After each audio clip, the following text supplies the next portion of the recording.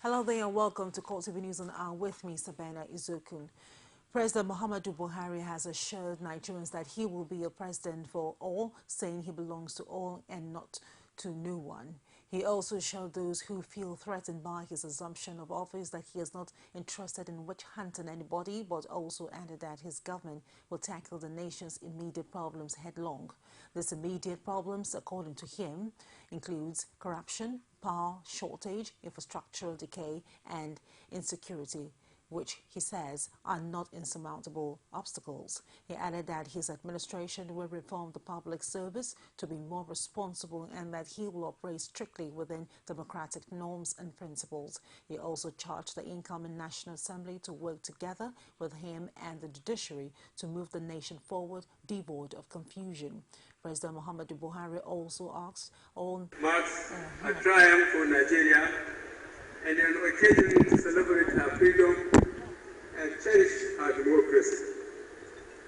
Nigerians have shown their commitment to democracy and are determined to entrench its culture. Our journey has not been easy, but thanks to the determination of our people and strong support from friends abroad, we have today a truly democratically elected government in place. I would like to thank President Goodluck Jonathan for his display of statesmanship in setting a precedent for us that has now made our people proud to be Nigerians wherever they are.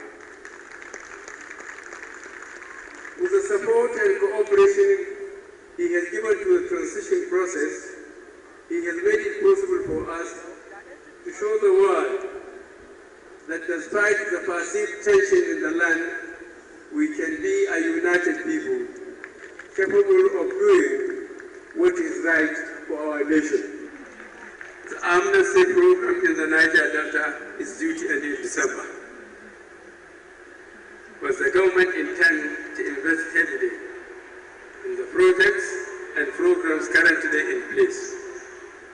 I call on the leadership and people in these areas to cooperate with the state and federal government in the rehabilitation programs, which will be streamlined and made more effective. As ever, I'm ready to listen to grievances of my fellow Nigerians. I extend my hand of fellowship to them so that we can bring peace and build prosperity. While the inauguration ceremony was at the Eagle Square, the city center was agog with celebrations.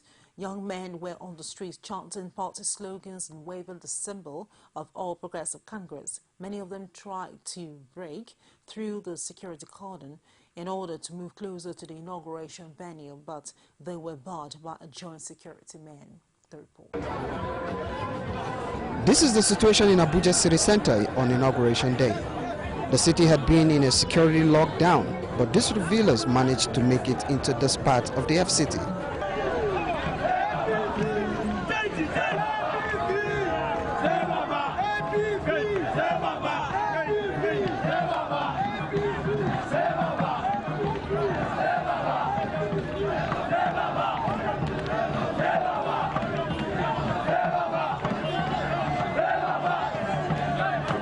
They came in all manner of costumes just to celebrate what many of them say is a new dawn in the country.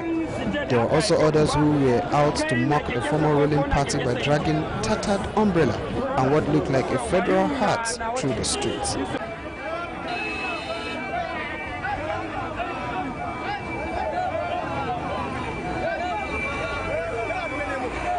On a normal day, commercial motorcycles and tricycles are not allowed in the city center.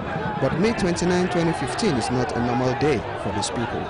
No restriction or law could stop these revelers from performing stunts in the same part of the city they ordinarily are not allowed.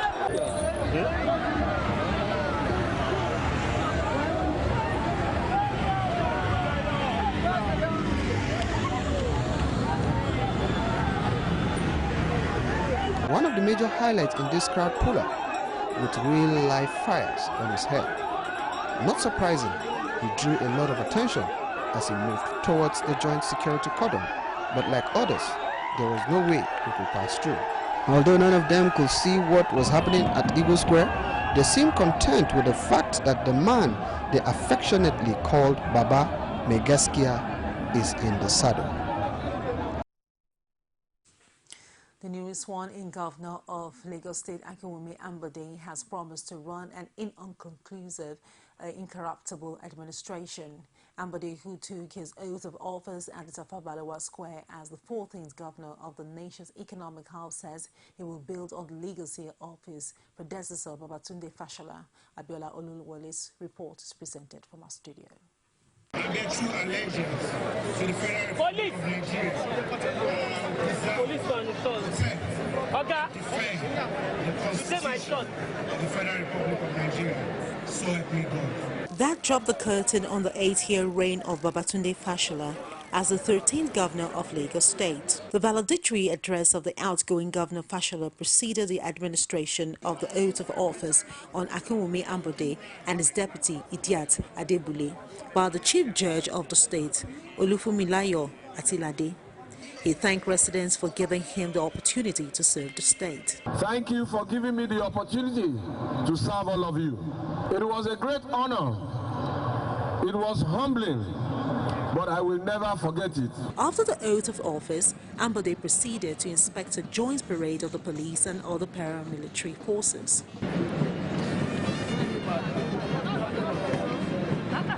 In his inaugural speech as the governor of the state, Ambode promised to build an all-inclusive government by building on the legacies of the immediate past administration. My administration is prepared to take the decisions needed to promote merit and professionalism, to restructure where required, eliminate poor human resource practices, and accelerate the pace of reforms in the spirit of good governance. The eventual inauguration of Ambode as the governor of Lagos State is the climax of the political sojourn of the former Counter General, the alleged anointed candidate of Bola Tinubu, the national leader of the All Progressive Congress in the state. And over to Ogun State, where the people and residents have been assured of more development and projects as the state governor Ibukule Amosu and his new deputy Yetunde Onanuga take oath of office to pursue the mission to rebuild continuation program. Olajumoke Olatunji has more. It was second time lucky for Ibukule Amosu as he takes the oath of office as the fourth democratically elected governor of the state for his second term in office.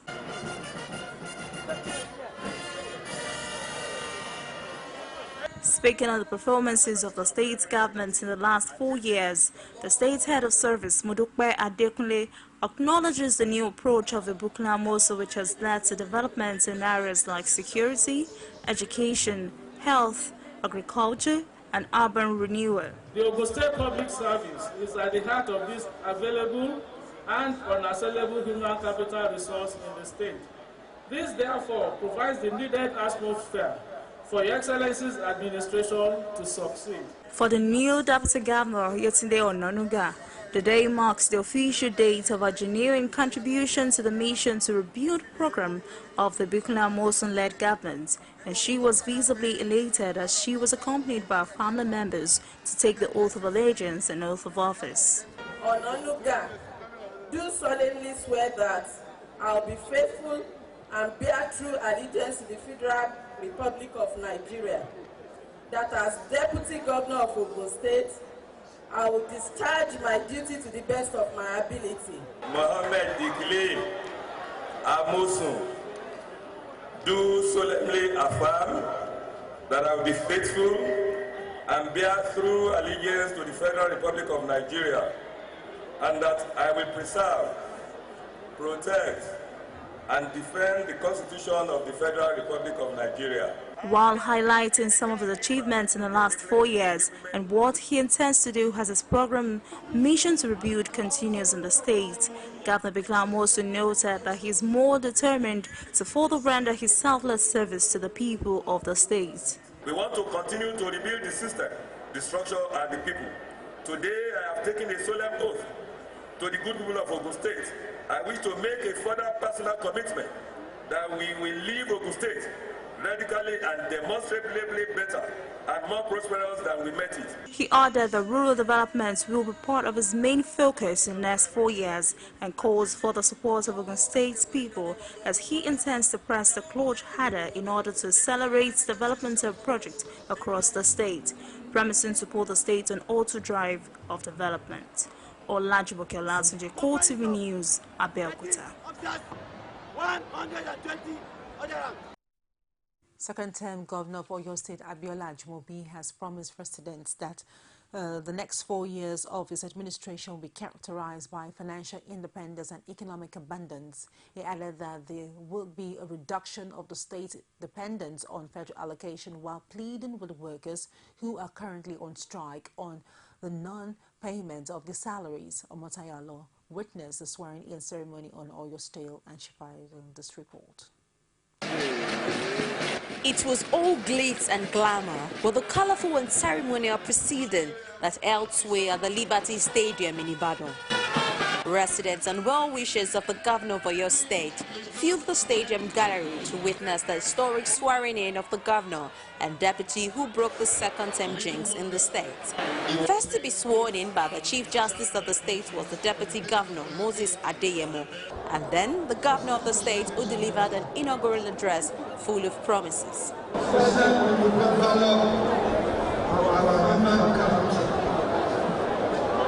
believe the development of our human capital starts with structured information.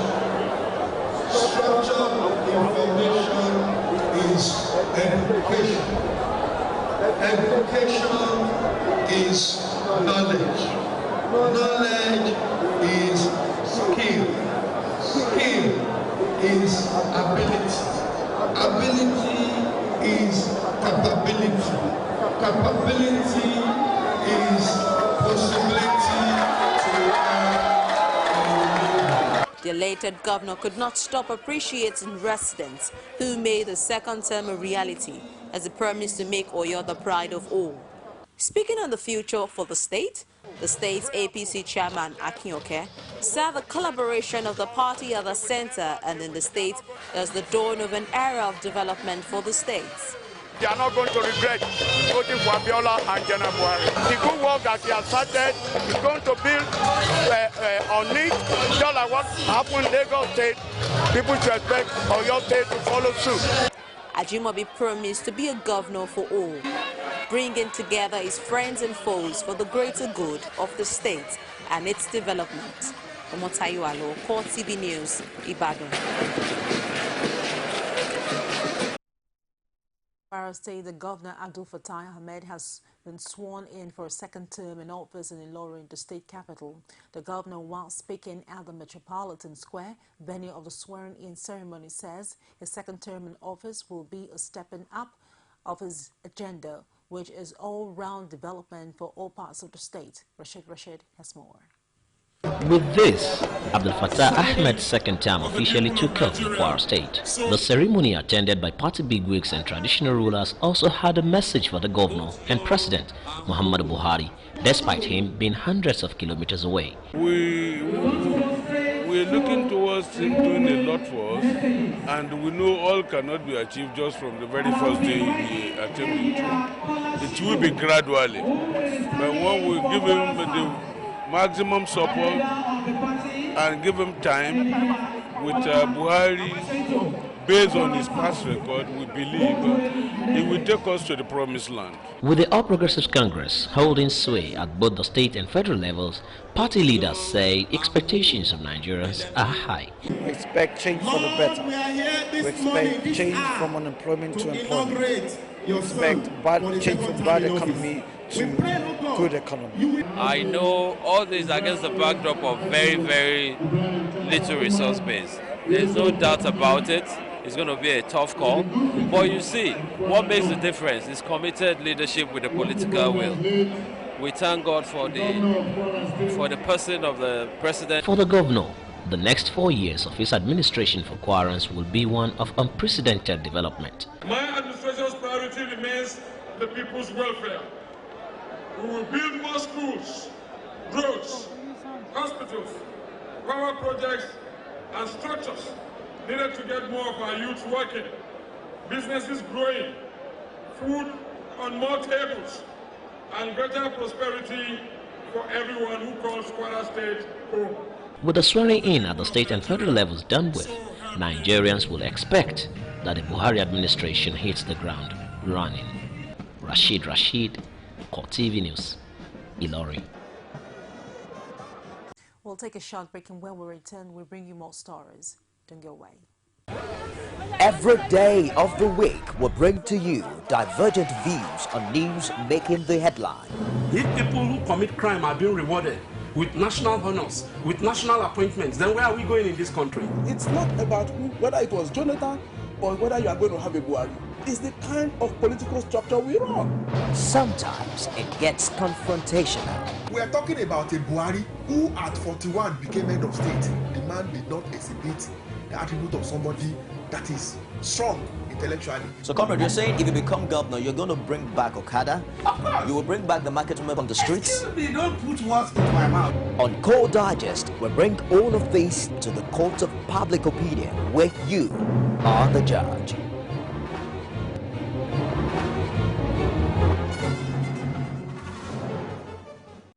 Welcome back to the news. For more information, you can reach us on any of the social media platform, and that's on facebook.com/CoreTV News.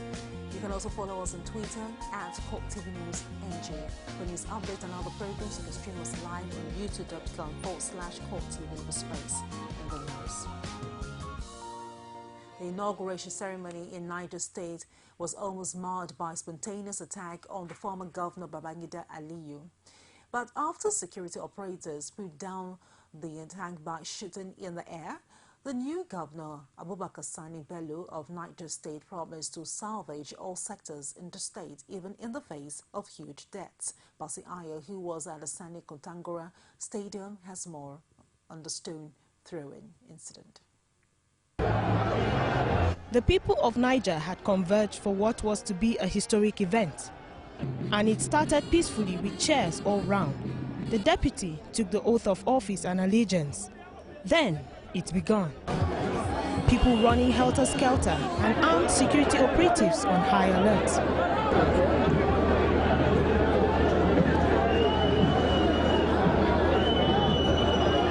But calm was soon restored, and the new governor was administered the oath of office by the state's chief judge, Justice Fatih Abubakar, who incidentally is also his mother-in-law.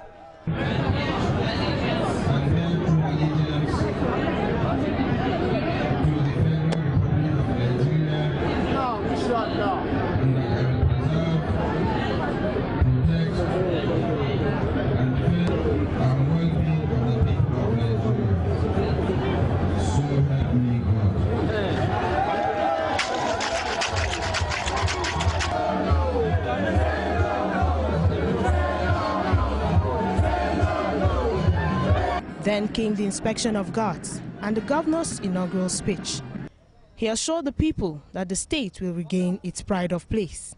The battle has now been handed over to us. We support, guidance and prayers. My team will inshallah surpass records of previous administrations. We are determined to salvage the state and position it for meaningful improvements. Then it was time to go, and the stones came flying again, followed by gunshots as former Governor Aliyu was taking his leave, a sharp contrast to his deputy's departure.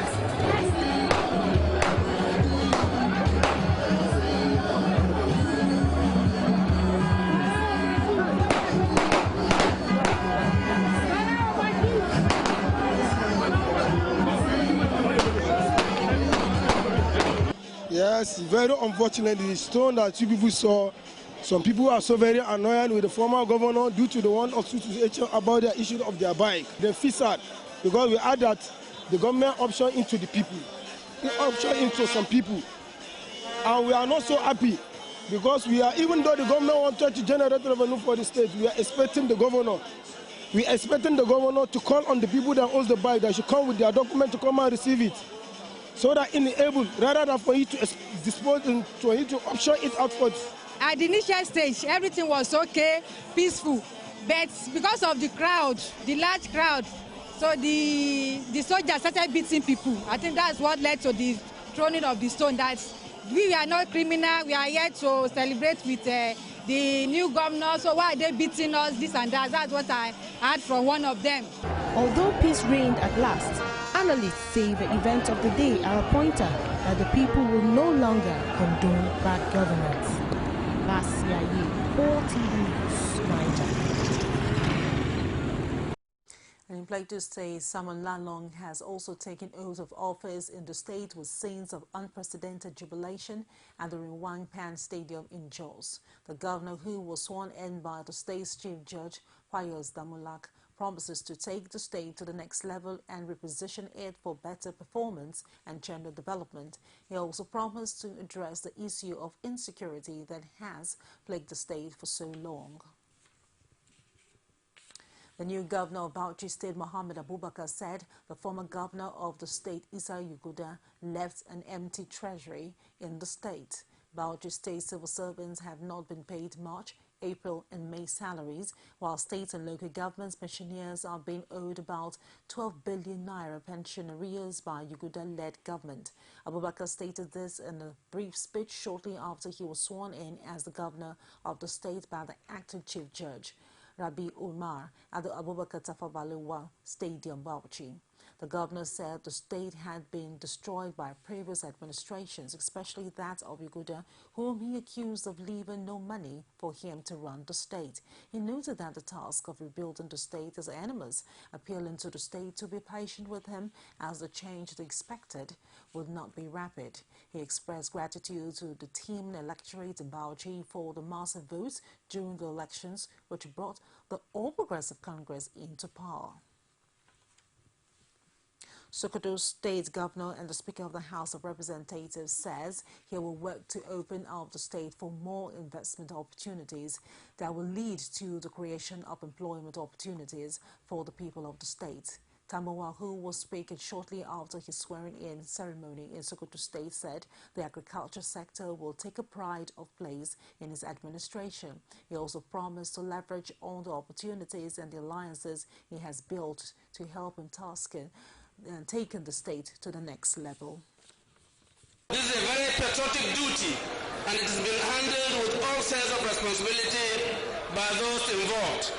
We thank them and again assure them that we shall strive to be worthy of their trust. In the same manner, we wish to extend our hands of fellowship to the federal government and place on record our desire to key into the vision and programs of the government of the center. All with the yearning to help them become more sufficient economically. In addition to that, government will facilitate the formation of microfinance banks, banking matter, to further empower women to have access to finance. The inauguration ceremony in Kaduna State, however, ended abruptly when some youths attacked the Emir of Zaza, Sheikh Idris, at the venue. The angry youths alleged that the Emir collected a large sum of money from the former governor, Mukhtar Yero, during the campaigns. Security operators had to smuggle the traditional ruler out of the stadium. Amina Anebi has more, and this report is presented from our studio. When Deputy Governor Bala Bantex was taking his oath of office, there was no sign of trouble.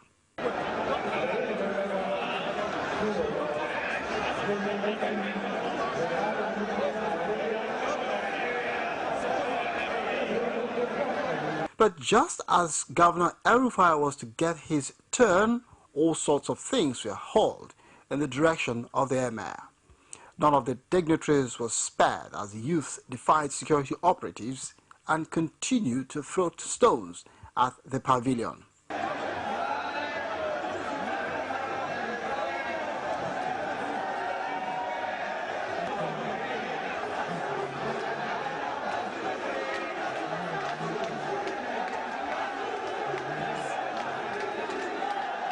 The emir had to be shielded by palace guards and some of his chiefs before he was smuggled out of the venue. The upheaval forced the event to end without the review of parade by the governor, as well as the release of white pigeons as a sign of peace.